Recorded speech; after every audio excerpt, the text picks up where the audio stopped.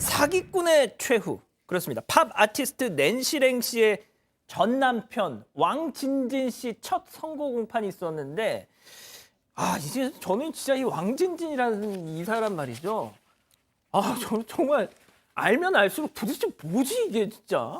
이 까도 까도 혐의가 계속 나오더라고요. 일단 왕진진이라는 이름은 이제 활동할 때 외부로 쓰는 이름이고 본명은 따로 있습니다. 그러니까요. 다른 이름을 사용하는데 1심에서 징역 6년이 선고됐습니다. 이게 제가 혐의를 보는데 다 읽기도 힘들더라고요. 횡령, 사기, 상해, 강요, 특수폭행, 재물손괴, 세상에. 감금, 성폭력 범죄 처벌에 관한 특례법 위반 등을 다 받았습니다. 세상에. 성폭력 치료 프로그램 이수도 40시간을 명했고요.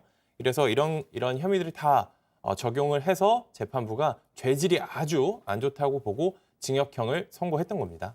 그러니까 이 왕진진이라는 사람이 뭐 장자연 씨, 고 장자연 씨 편지를 내가 받았다 뭐 이런 얘기도 했었고 한때는 뭐 파라다이스 그룹 그 전낙원 회장이 내가 서자 출신이다 뭐 너무 그냥 많은 막 이거를 해가지고 어디서부터 설명을 해야 될지 모르겠는데 일단 재판에만 좀 집중을 해보죠.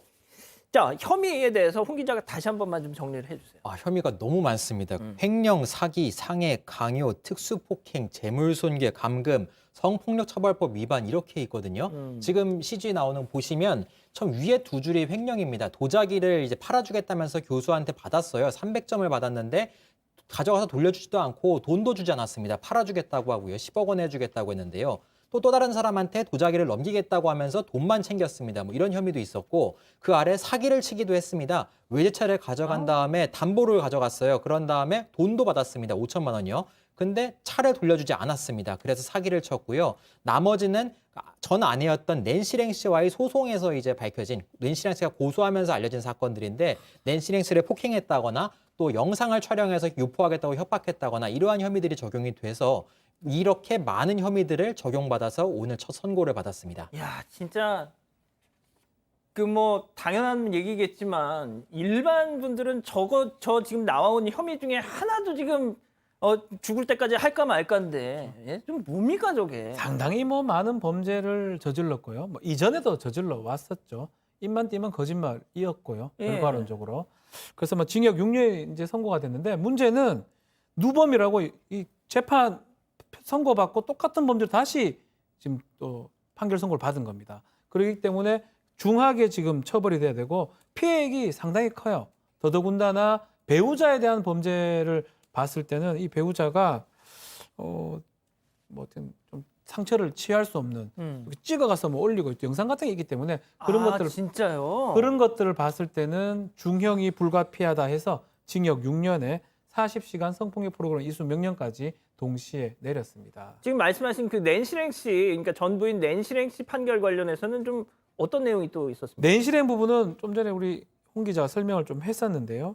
이 낸시랭하고는 특수폭행도 있었고요. 또 그러니까 협박도 때리기도 아. 하고 협박하고 상해 입히고 강요하고 그리고 감금도 했을 뿐더러 아이고. 영상까지 찍었었습니다. 그래서 이런 모든 것들이 문제가 됐고 극심한 고통을 입었었고 뭐 이혼은 했지만 이 회복하기 어려운 손해를 입었기 때문에 이 부분이 좀 반영이 돼서 징역 6년이 된 것입니다. 그러니까 제가 기억하기로는 그 연예 전문 매체 디스패치에서 이제 이 왕진진에 대한 뭐 이렇게 폭로 기사가 나왔는데 처음에는 이 낸시랭 씨가 부부가 같이 어떤 기자회견을 해서 우리 남편 그런 사람 아니다 뭐 이렇게 막 두둔을 하기도 했었잖아요.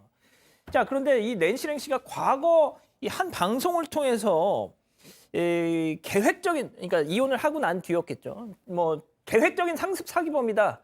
나한테 아예 그냥 사기를 칠 작정을 하고 접근을 했었다. 뭐 이런 얘기 하지 않았었나요? 그렇습니다. 한 방송에 나와서 당시 전부 계획적인 접근이었다. 뒤늦게 알았다. 이렇게 방송에서 심경을 밝혔습니다.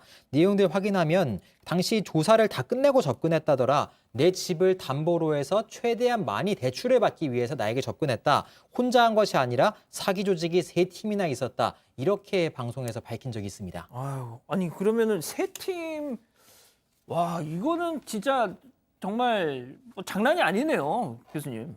조직적이죠. 네. 그러니까 이제 이 사람은 제가 보니까 왜 저런 사람이 저렇게 활개를 치고 다닐 수 있었는가라고 하는 것이 의심스러울 정도인데 뭐 이번 기회에 좀 사회로부터 좀 장기적으로 격리가 돼야 된다라고 보는데 이 상습적으로 이제 사기한 것이 아까 잠시 나왔습니다만 2015년도에 어떤 교수 소유에 있는 도자기 300점을 자기가 팔아주겠다 해서 10억 원을 갖다가 자기가 받아놓고 돈도 안 주고 도자기도 안 주고 또 그 도자기를 가지고 또 다른 사람에게 넘겨주겠다 해서 1억 원을 받고 또 안 주고 또 어떤 사람 외제 차량을 갖다가 담보로 해서 5천만 원을 또 이렇게 자기가 챙기면서 또 그 차도 이렇게 주지 않고 이런 여러 가지 것들을 보면은 소위 얘기해서 손 하나 대지 않고 남의 물건 가지고 다 물건 돈 다 챙기는 그런 유형의 그 사기 범죄다 이렇게 보는데요.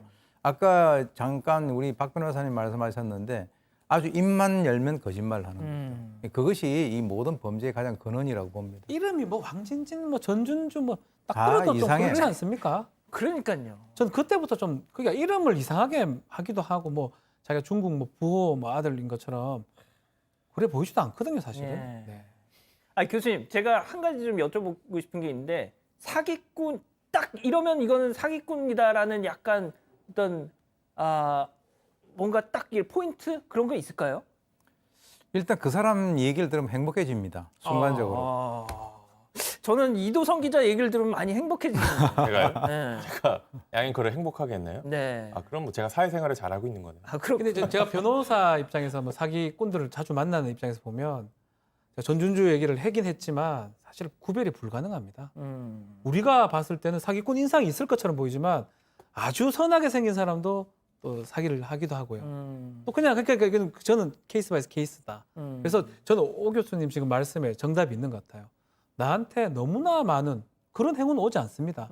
너무나 말도 안 되는 행운이 왔다 할 때는 뭔가 사기꾼이 나 접하고 있구나라고 한 번쯤은 의심해 보면 그러면 사기를 당하지 않을 것이다. 말씀을 꼭 드리고 싶어요. 알겠습니다. 행복한 사람, 행복하게 해주는 사람을 경계하라. 뭐 일단 좀 가슴 아픈 얘기인 것 같기도 합니다. 첫 번째 인물 여기까지 하고요.